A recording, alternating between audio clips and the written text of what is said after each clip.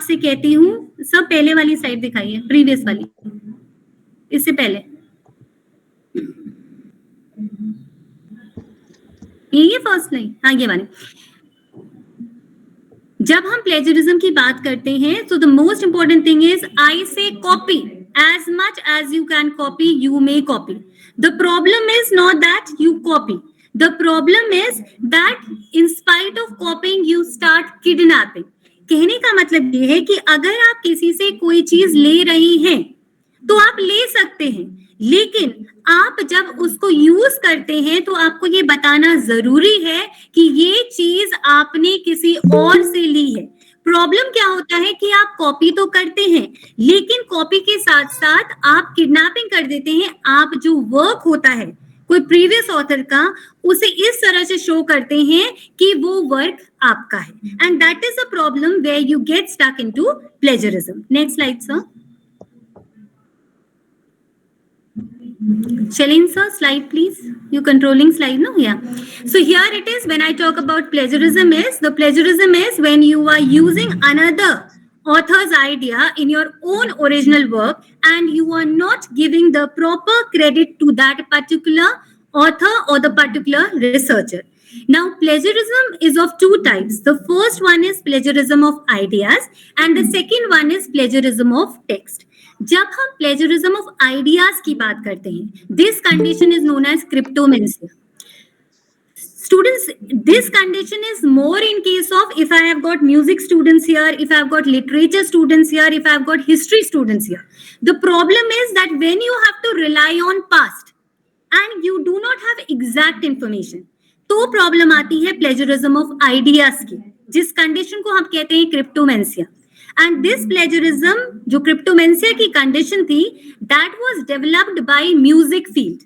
Now what happened? एक musician, he created a tune, and when he created a tune, that tune became very famous.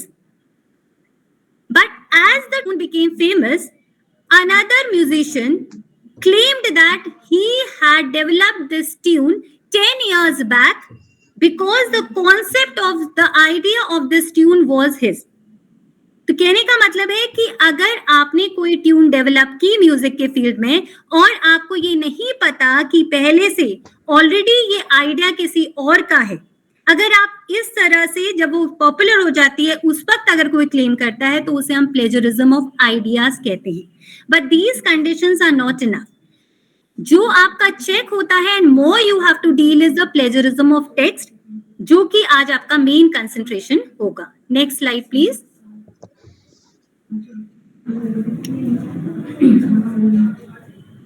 Sir next slide. Okay, basically when I talk about the plagiarism, generally I'll be starting from the basic. Plagiarism हो कैसे पाता है या फिर कब conditions होती हैं कि रिसर्च स्कॉलर या असिस्टेंट प्रोफ के द्वारा प्लेजरिज्म हो जाता है। तो first and the foremost condition is because you all are newcomers and you do not know how to write a research paper और you do not know how to conduct a research. तो पहला condition हम क्या करते हैं, हम क्या करते हैं किसकी टॉपिक को चेंज करके हम एग्जैक्टली और के पेपर को कॉपी कर लेते हैं और उसे पब्लिश कर देते हैं। जब हमारे पास वो फॉरवर्डिंग के लिए आता है असिस्टेंट प्रोफ के पास, तो वो भी टर्निटिन की रिपोर्ट या फिर कोई डिटेक्टर की रिपोर्ट की नहीं चेक करते और डायरेक्टली फॉरवर्ड कर देते हैं। ये पहली कंडीशन होती है जब प्लेजरिज्म में आप फंसते हैं। आपने ये भी सुना होगा कि बहुत सारे यूनिवर्सिटीज के वाइस चांसलर्स भी सस्पेंड हुए हैं on account of plagiarism, because जो उनकी पीएचडी की थीसिस थी उसका टॉपिक ही चेंज था और उन्होंने डायरेक्टली, अगर वो नॉर्थ के थे तो उन्होंने किसी साउथ की थीसिस यूज की थी या फिर उन्होंने किसी और के रिसर्च पेपर्स को मॉडिफाई करके अपनी थीसिस एग्जैक्टली वैसी ही बनाई थी। तो this is the first condition. The second condition is that you all try to be intelligent. आप कहते हैं कि हम डायरेक्टली कॉपी नहीं करेंगे। आप क्या करते हैं, आप सोचते हैं कि आपको एक रिसर्च पेपर लिखना है या फिर रिसर्च आपको अपनी थीसिस लिखनी है, तो आप डिफरेंट बुक्स खोलते हैं और उन बुक्स का डिफरेंट बुक्स से आप डिफरेंट पोर्शन ले लेते हैं। But please don't forget that again you are stuck under plagiarism. अगर आप ऐसा भी करते हैं तो भी आप प्लेजरिज्म के अंतर्गत आ जाते हैं। And the third condition is that you are not copying any material. आपका जो भी वर्क है that is original work. But the problem is कि जब आप डॉक्यूमेंटेशन करते हैं, जब आप शुरुआत करते हैं वहीं से आप डिफरेंट सोर्सेज को यूज करते हैं, लेकिन जब तक आप फाइनल स्टेज तक पहुंचते हैं तब तक आप जो डॉक्यूमेंटेशन करते हैं वो डॉक्यूमेंटेशन प्रॉपर नहीं कर पाते, और वो प्रॉपर डॉक्यूमेंटेशन, प्रॉपर साइटेशन ना होने की वजह से आप अगेन प्लेजरिज्म में फंस जाते हैं। Next slide please.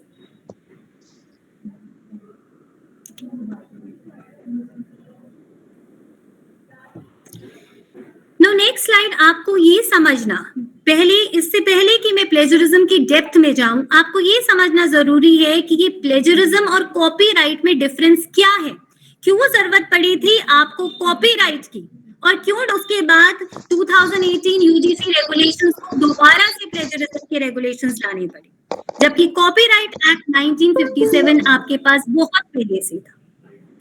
यहां पर ध्यान से दीजिए, कॉपीराइट ये कहता है अगर मेरा पेपर है, you do not have any permission to use my paper without my consent, मेरी परमिशन के बिना आप मेरा पेपर इस्तेमाल नहीं कर सकते।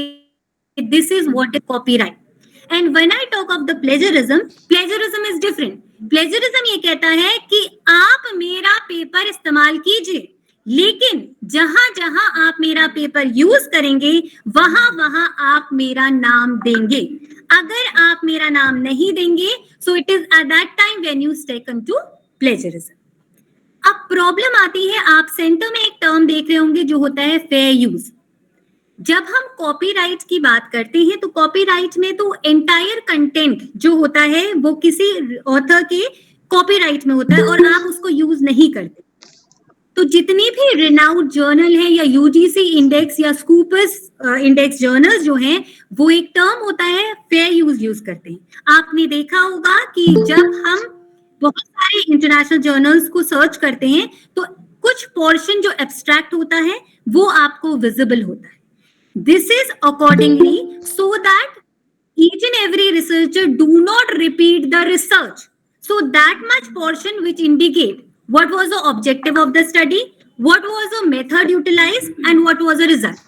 आपकी प्रीवियस स्टडी में आपने क्या ऑब्जेक्टिव पे काम किया, क्या मेथड्स यूज किए और क्या आपके रिजल्ट्स थे, ये कॉपीराइट एक्ट 1957 के होने के बावजूद आपका कुछ पोर्शन फ्री एक्सेस में रखा जाता है, and that is known as fair use. और ये इसलिए रखा जाता है ताकि रिसर्च का रेपिटेशन ना हो पाए और रिसर्च गैप भी आप इजिली फाइंड कर सके। Next slide please.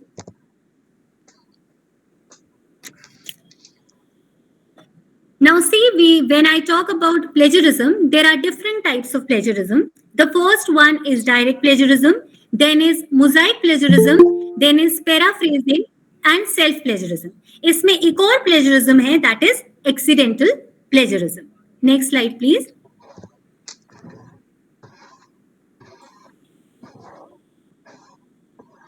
Now see, what is direct plagiarism? यहाँ से आप ध्यान से देखिएगा, डायरेक्ट प्लेजरिज्म इन्वॉल्व्स वर्बेटिम। जो वर्बेटिम टर्म है दैट मींस जब आप वर्ड टू वर्ड कॉपी करते हैं किसी प्रीवियस ऑथर के या रिसर्चर के वर्क को, आप directly word to word copy करते हैं, पहली कंडीशन। सेकंड कंडीशन कि जब आप उसका वर्ड टू वर्ड कॉपी करते हैं तो आप कहीं पे भी साइटेशन नहीं देते, मतलब आप उस ऑथर को एक्नॉलेजमेंट नहीं देते अपने वर्क में। And third thing is that you do not use quotation marks. अगर आप किसी भी पुराने रिसर्चर के वर्क को वर्ड टू वर्ड कॉपी करेंगे, उसको प्रॉपर एक्नॉलेजमेंट भी नहीं देते, और थर्ड ना आप कोटेशन मार्क्स यूज करते हैं, तो that is termed as direct plagiarism. अगर आप किसी भी ऑथर के वर्क को डायरेक्टली लेते हैं और उसे कोटेशन मार्क्स के अंतर्गत रखते हैं तो आप प्लेजरिज्म से फ्री हैं। तो ध्यान रखिए, डायरेक्ट प्लेजरिज्म तब होता है, generally direct plagiarism mainly face होता है इंग्लिश लिटरेचर के स्टूडेंट्स के साथ या फिर हिंदी लिटरेचर के स्टूडेंट्स के साथ, क्योंकि अगर आप किसी पोएट पे या किसी कवि पे काम कर रहे हैं, so definitely you have to quote their verses, you have to quote their saying, and that is when you are quoting their saying, that has to be within inverted commas, that has to be within quotation marks. एडिशन marks के अंदर नहीं होगा और आप उसमें proper citation नहीं देंगे, तो you would be स्टक्ड under direct plagiarism. Next slide please.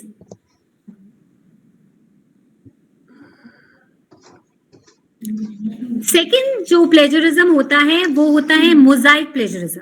Mosaic plagiarism जो होता है, इसमें हम सोचते हैं हम थोड़ा सा इंटेलिजेंट एक्ट करें और स्मार्ट हो जाएं। इस वक्त हम क्या करते हैं, हम direct word to word copy नहीं करते। इनफैक्ट हम लोग, सपोज मैं एक रिसर्च पेपर लिख रही हूँ या मेरी थीसिस है जेंडर वायलेंस पे, तो जितना भी प्रीवियस वर्क जेंडर वायलेंस पे हुआ है, मैं उनकी 3-4 सोर्सेज ले लूंगी और क्या करूंगी कि उन सारे सोर्सेज में से जो मुझे लगेगा इंपॉर्टेंट टर्म्स हैं या कीवर्ड्स हैं या क्लॉजेस हैं, उन्हें लूंगी और उनको अपने वर्ड्स में लिखना स्टार्ट कर दूंगी। But still we are using the material from different sources. हम डायरेक्टली वर्ड टू कॉपी ना करके अलग अलग किताबों से लेना स्टार्ट कर देते हैं, and this is what is termed as mosaic, और it is also termed as patchwork plagiarism. Next slide.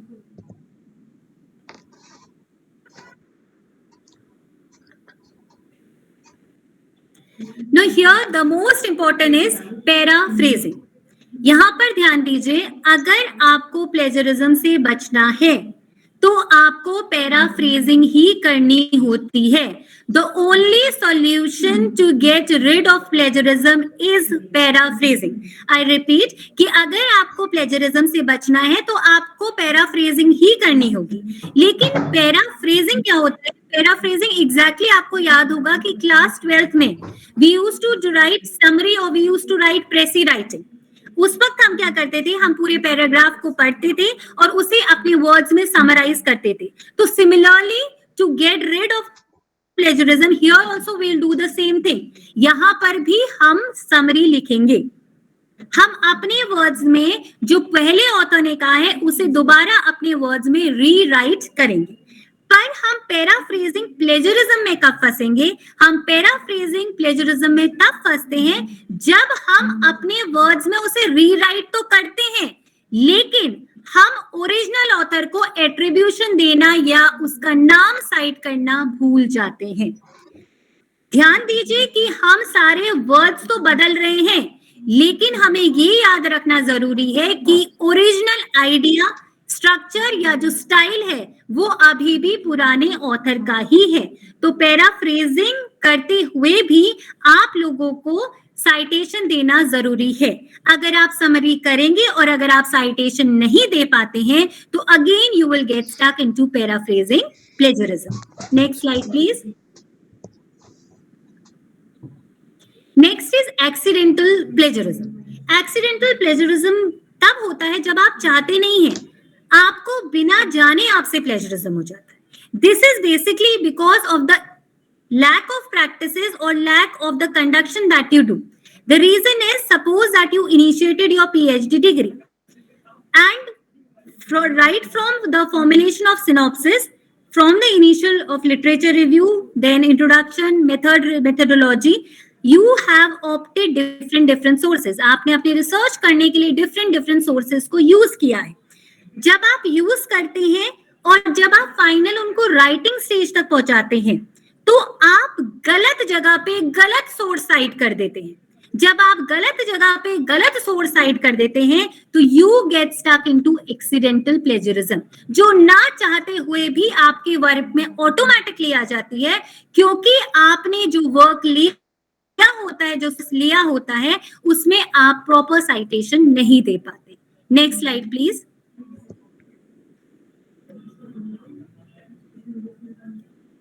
Here the most important is the self plagiarism. सबसे इंटरेस्टिंग क्वेश्चन पूछा जाता था कि मेरा ही काम है, मैं अपना ही काम इस्तेमाल करूं और वो भी चोरी कहलाएगी। तो इसका आंसर उन्होंने कहा कि हाँ बिल्कुल कहलाई जाएगी। ये ठीक उसी तरीके से है जिस तरह से अगर कोई जीवित व्यक्ति है और वो अपने आप को मृत घोषित कर देता है, if a live person claims for the insurance in spite he is in living condition, then that is known as insurance fraud. तो उन्होंने कहा जिस तरह से जीवित होने के बावजूद अगर आप अपने आप को मृत घोषित करते हैं और इंश्योरेंस ले लेते हैं तो ये एक इंश्योरेंस फ्रॉड है। ठीक इसी तरीके से अगर आप अपने पुराने किए हुए काम को दोबारा इस तरह से शो करते हैं कि वो आपका नया काम है, तो भी आप सेल्फ प्लेजरिज्म में फंस जाते हैं। सेल्फ प्लेजरिज्म जो कंडीशन है या जो डिग्री है प्लेजरिज्म की, वो थोड़ी सी कम है। उसमें दो कैटेगरीज आती हैं। The first one is data disaggregation and the second one is data segmentation. जब हम डाटा डिसएग्रीगेशन की बात करते हैं, data disaggregation means that suppose I have done work in central Himalayas and my new work is the extension of the previous work. मतलब मेरा एक already काम था और जो मेरा नया काम है वो पुराने काम ही को मैंने और विस्तारित किया है। तो मैं नया काम करने के बावजूद क्या करूंगी, अपने पुराने वर्क से जो डाटा ऑब्टेन किया है या तो उसमें कुछ बढ़ा दूंगी या फिर उसमें कुछ माइनस कर दूंगी। मतलब आई स्टार्ट डाटा मसाजिंग और I start manipulating data. So when I do the manipulation in my previously collected data and do not put into efforts to collect new data, although that is an extension of my previous work only, then I will come under the category of self-plagiarism. तो अगर आप अपने ही काम को दोबारा show नहीं कर सकते एज अ न्यू वर्क, आपको अपने पुराने काम को भी प्रॉपर साइटेशन करना होगा। और सेकंड कंडीशन बनती है डाटा सेगमेंटेशन। रिसर्च का एक रूल है कि अगर हम रिसर्च करें तो कोहॉर्ट स्टडी में करें, and when we do research in a cohort study we get the best optimal results. But the condition is generally data segmentation बहुत सारे रिसर्चर्स करते हैं। अगर हम फेजेस में अपनी रिसर्च कर रहे हैं तो हम लोग क्यूमुलेटिव रिजल्ट एक रिसर्च पेपर में नहीं निकालते, हम लोग उसके डिफरेंट एस्पेक्ट्स के डिफरेंट रिसर्च पेपर निकालते हैं। So this is also considered as one sort of self plagiarism, although as I've already told you that data segmentation is not considered as so serious offense of plagiarism. Next slide please.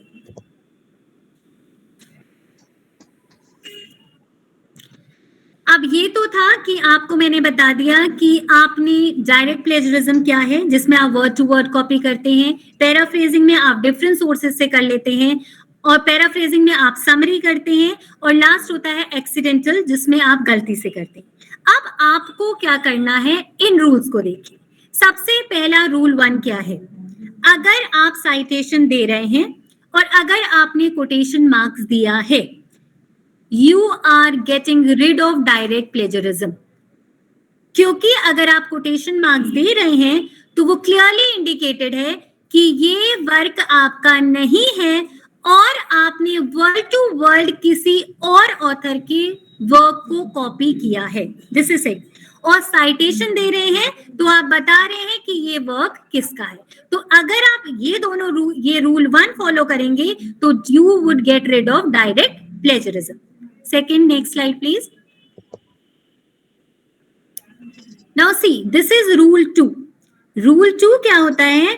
This is when you are case of paraphrasing. जो मैंने कहा था कि अगर आपको plagiarism से बचना है तो आपको पैराफ्रेजिंग ही करनी होगी।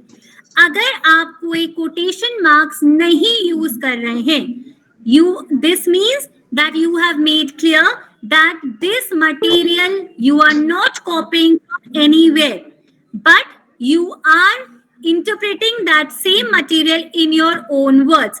आप कहीं से भी कॉपी ना करके सारे मटेरियल को खुद के शब्दों में लिख रहे हैं, लेकिन आप साइटेशन जरूर करेंगे, क्योंकि साइटेशन करेंगे तो आप ये बता रहे हैं कि ये वर्क तो मैंने अपने शब्दों में लिखा है, लेकिन किसी भी तरीके से ये वर्क मेरा नहीं है, इसका ओरिजिनल जो आइडिया है या जो कॉन्सेप्ट है that is being given credit to some other author.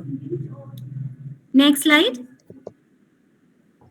Here this is a third condition which is seen very less, This is basically in case of science students, and sometimes because of the COVID-19, अगर आप कोई new research study कर रहे हैं, there also this rule 3 may be applied, and in case of science students, when we go for the experimental study, there also the rule 3 has been applied.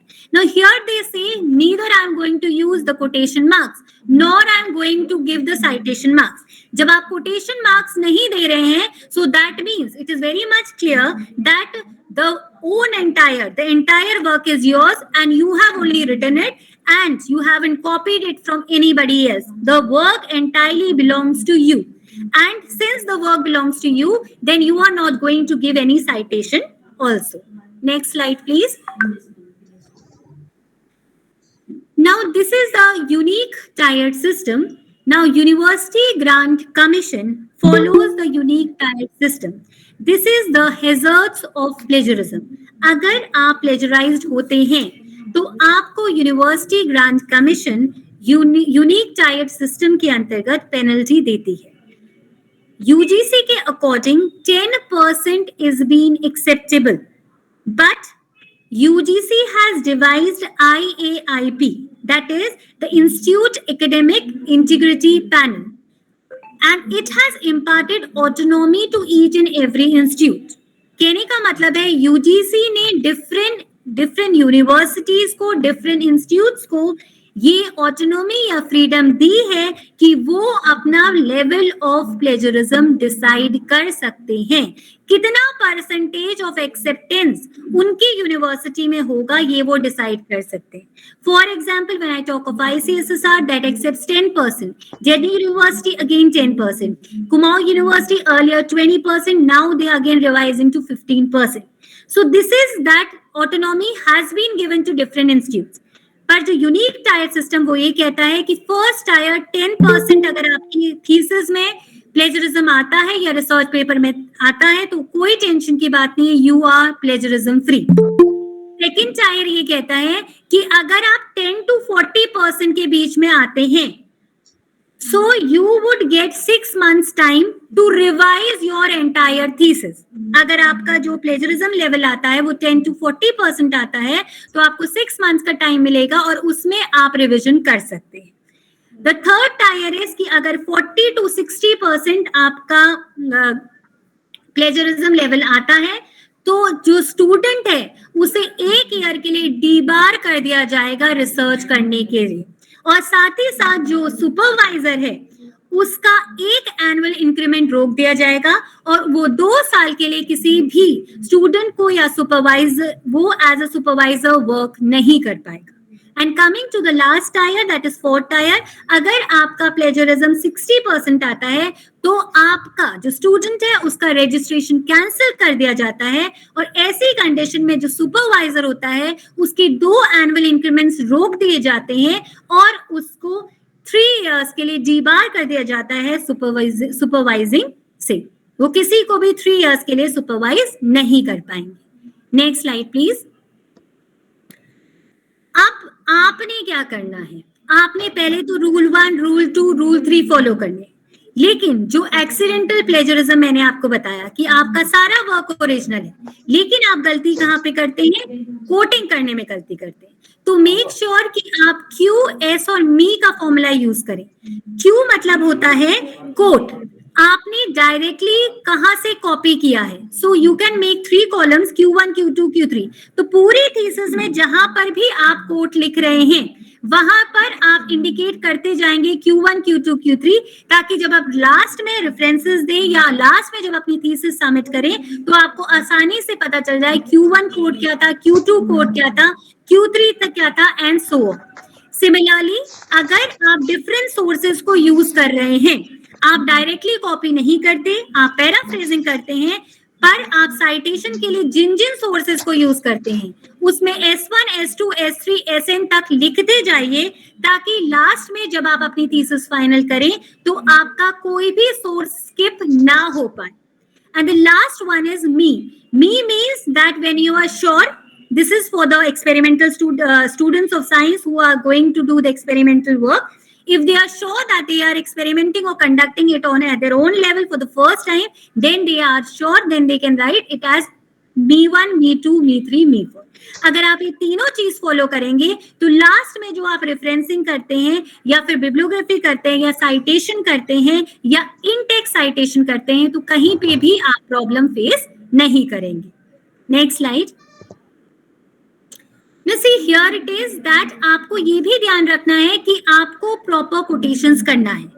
जो आपको citations करने हैं, जो आपको quotations use करने हैं वो एमएलए और एपीए या शिकागो स्टाइल में।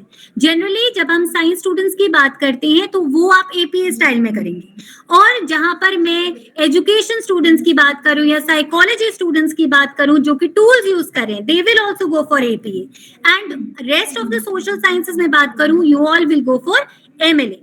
अब जो रिफरेंसिंग है that is different. Please pay attention here. I am not talking about the referencing. I am talking about the quotations. Referencing part तो बाद में आपका एक resource person है वो आपको डील करेंगे, लेकिन quotations में ध्यान दीजिए। Next slide please.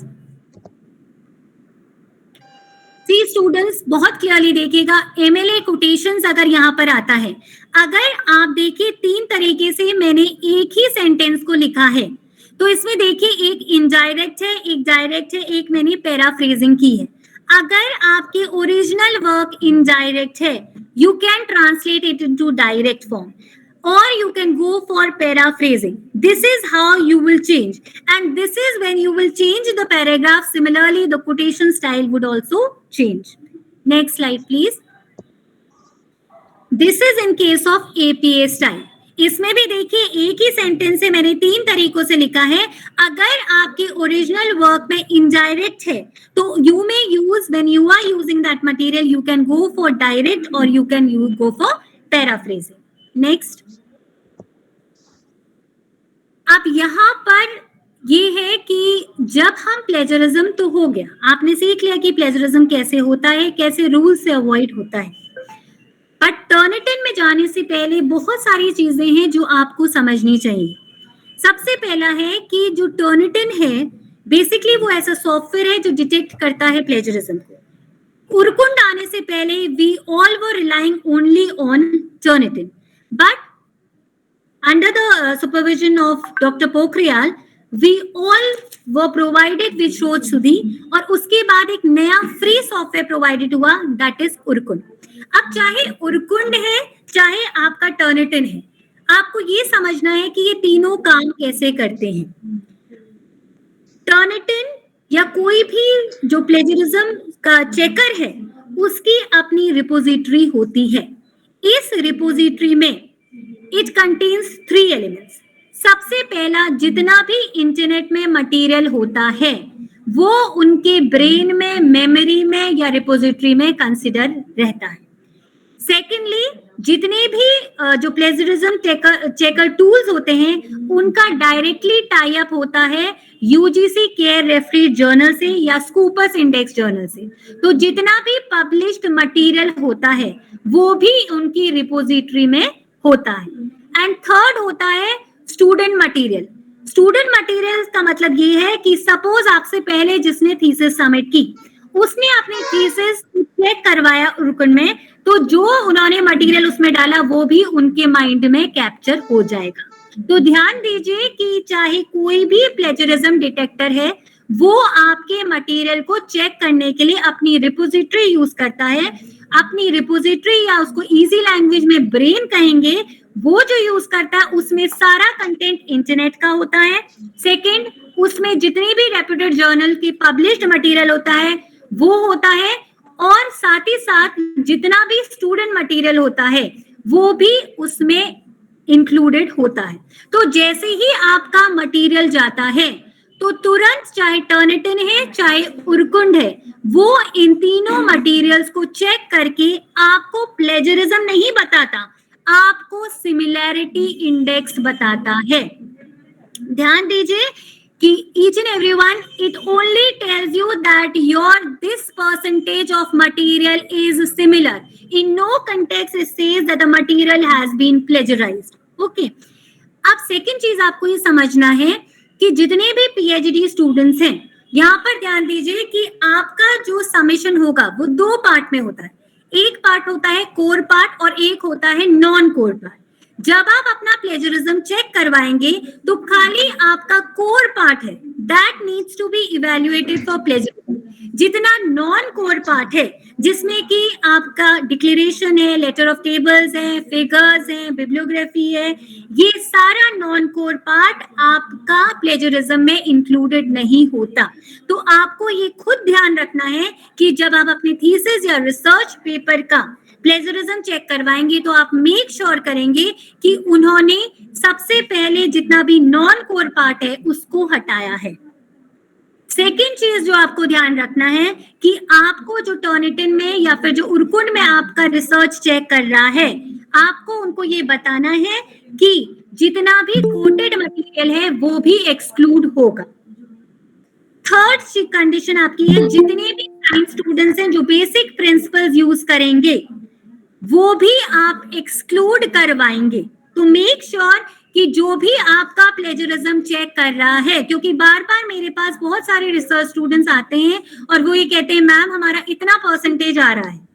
तो आपको ये ध्यान रखना है कि नॉन कोर पार्ट आप बिल्कुल नहीं प्लेजरिज्म में डिटेक्ट करते हैं, कोटेड मटेरियल बिल्कुल डिटेक्ट नहीं करते हैं, और जो साइंस स्टूडेंट्स हैं जो बेसिक प्रिंसिपल्स यूज करते हैं, बेसिक फॉर्मूलाज यूज करते हैं, that is also not included under plagiarism. Clear? इसके अलावा एक और होता है, आपके पास ये भी ऑप्शन होता है कि अगर आप चाहें तो 14 कॉन्जिक्यूटिवली सोर्सेस, अगर आपने 14 जो वर्ड्स कंटिन्यूअस किसी से लिए हैं तो वो भी आप एक्सक्लूड करा सकते हैं। मैं ये इंफॉर्मेशन इसलिए आपको दे रही हूं क्योंकि एज अ फ्रेशर बहुतों को नहीं पता होता है कि प्लेजरिज्म चेक कैसे कराना पड़ता है। तो जो भी चेक कर रहा है उसको आप मेक श्योर करें कि वो आपका quoted material, bibliography, non core part and basic part has to be removed while prior before checking of the plagiarism. इसी के साथ साथ एक और चीज आपको समझनी है कि जो हमारे साथ जुड़े हैं हिंदी और संस्कृत के स्टूडेंट्स, आपकी थीसिस को यूनिकोड में होना जरूरी है और जो फॉन्ट आप यूज करेंगे मंगल फॉन्ट यूज करेंगे, अदरवाइज आपका प्लेजरिज्म चेक नहीं हो पाएगा। सो this is for the Hindi and Sanskrit students. अब इसी के साथ साथ आपको एक और चीज इसमें ये समझना है कि जब हमारी सिमिलैरिटी इंडेक्स आती है तो वहां पर आप मत घबराइए। सिमिलैरिटी इंडेक्स के बाद आपको उस जो रिपोर्ट आई है उसको एनालाइज भी करना है। Make sure that all of you will analyse the similarity index. अब यहाँ पर ध्यान दीजिए कि जो अपनी पीएचडी थीसिस सबमिट करने जा रहा है उसको एक रूल पता है कि उसको 2 अपने पेपर्स पब्लिश कराने हैं और जो पेपर्स पब्लिश होंगे वो उन्हीं थीसिस में से निकलते हैं। तो अगर आप अपने पेपर्स पहले पब्लिश करा चुके हैं और उसके बाद आप अपनी थीसिस को सबमिट कर रहे हैं तो देखिए कंडीशन है कि जो आपका सिमिलैरिटी इंडेक्स से जब आप एनालाइज करेंगे तो आपका खुद का पेपर आपके लिए प्लेजरिज्म का सोर्स बन जाएगा। तो मेक श्योर कि आप अपने गाइड की परमिशन लें और उन्हें बताएं कि जो एनालाइज में हमने सोर्सेज देखे हैं उसमें मेरा ही पेपर आया है, तो परमिशन लीजिए कि आप उस पेपर को एक्सक्लूड करेंगे।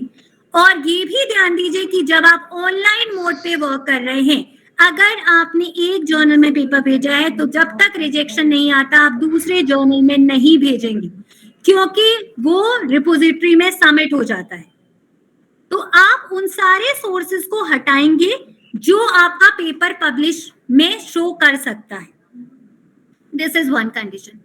और एक और जो कंडीशन या जो गलती आप करते हैं वो ये गलती करते हैं कि कुछ रिसर्च स्कॉलर्स हर एक चैप्टर लिखने के बाद अपना प्लेजरिज्म चेक करने लगते हैं। जैसे आपने मेथोडोलॉजी लिखी, आपने प्लेजरिज्म चेक कर लिया, आपने रिजल्ट्स एंड डिस्कशंस लिए, आपने अपना प्लेजरिज्म। ऐसा मत कीजिए। ऐसा इसलिए मत कीजिए क्योंकि एक बार जब आपने मटेरियल टर्निटिन या उर्कुंड को दे दिया वो उनकी मेमोरी में या रिपोजिटरी में फिट हो गया। जब आप दोबारा अपनी पूरी थीसिस चेक कराएंगे तो आपको प्लेजरिज्म का लेवल बढ़ा हुआ नजर आएगा क्योंकि आप ही का वर्क आपके लिए प्लेजरिज्म प्रूव करेगा। तो आप ऐसा बिल्कुल नहीं करेंगे। जब आपका फाइनल थीसिस होगा तब आप करेंगे। हालांकि जो जो ऑलरेडी टर्निटिन अगर ऑपरेट कर रहे हैं तो उन्हें ये पता होना चाहिए कि रिपोजिटरी से आप अपना पुराना सोर्स हटा सकते हैं, लेकिन that power is only given to the admin. So it is better that once you are finished after the entire work, then only you go for the checking of the plagiarism. इसी के साथ साथ एक और point जो मैं add करना चाहती हूँ कि जो गवर्नमेंट रिकॉग्नाइज्ड प्लेजरिज्म है वो तो जैसे उरकुंड हो गया, टर्निटिन हो गया, इसी के साथ साथ हमारे पास जब आप ऑनलाइन चेक करेंगे तो बहुत सारी फ्री ओपन एसेस भी प्लेजरिज्म चेकर होते हैं, जैसे कि प्लैक स्कैन हो गया, डुबली चेकर हो गया. अगर आप इसमें चेक कर रहे हैं अपना मटेरियल प्लेजरिज्म के लिए तो ध्यान दीजिए कि पहले ही देख लीजिए कि उनकी जो रिपोजिटरी है वो फ्री एसेस है या नहीं है. वहां से आप डिलीट कर सकते हैं या नहीं कर सकते. अगर नहीं कर सकते तो प्लीज ऐसे चेकर्स में अपनी थीसिस को एटलीस्ट चेक मत कीजिए. अदरवाइज आपका जो फाइनल जब आप चेक करते हैं तो आपका जो लेवल ऑफ जो प्लेजरिज्म होता है वो ऑटोमेटिकली बढ़ जाता है. ठीक है, अब टुवर्ड्स लास्ट स्लाइड आ जाते हैं कि टर्निटिन काम क्या करता है. टर्निटिन हमसे ज्यादा इंटेलिजेंट होता है. टर्निटिन सबसे पहले ये करता है कि आपने बचपन में पढ़ा होगा कंजक्शंस, तो जितने भी आप थीसिस में अपने कंजक्शंस लगाते हैं इज, द, आर, उन सबको हटा देता है और वो क्या करता है आपके कीवर्ड्स को पकड़ता है और मैच करता है आपके कीवर्ड्स अपनी रिपोजिटरी से. इसके साथ साथ अभी टर्निटिन और एडवांस हो गया है या उरकुंड भी ज्यादा एडवांस हो गया और उसने स्टार्ट कर दिया है finger printing approach. Finger printing approach के तहत वो ये चेक करता है कि जो ऑथर का जो कीवर्ड है या जो ऑथर का स्टाइल क्या है लिखने का. अगर आपने अपना स्टाइल ऑफ राइटिंग पुराने ऑथर के वर्क से ही लिया है so definitely you get stuck, immediately आप पकड़े जाते हैं. तो make sure to everyone that please do not copy the keywords. हालांकि हम कीवर्ड इसलिए कॉपी करते हैं क्योंकि हमें डर होता है कि कहीं हम कॉपी करेंगे तो उस पैराग्राफ की मीनिंग ना चेंज हो जाए. पर अगर जहां आप कीवर्ड जो क्लॉजेस चेक करते हैं आप टर्निटिन या उरकुंड को फ्री में बुलावा दे रहे हैं. सेकेंडली ध्यान दीजिए कि जो ओरिजिनल, जैसे मैंने अभी आपको बताया कि अगर एपीए स्टाइल में आपके ओरिजिनल वर्क में डायरेक्ट में लिखा है तो डायरेक्ट मत फॉलो कीजिए, उसको पैराफ्रेजिंग में फॉलो कीजिए. और रिमेंबर जब आप अपना स्टाइल चेंज करेंगे तो आप टर्निटिन से इजिली बच सकते हैं. So this next slide, this all was from my side regarding plagiarism. Now you all are free to ask any questions, please.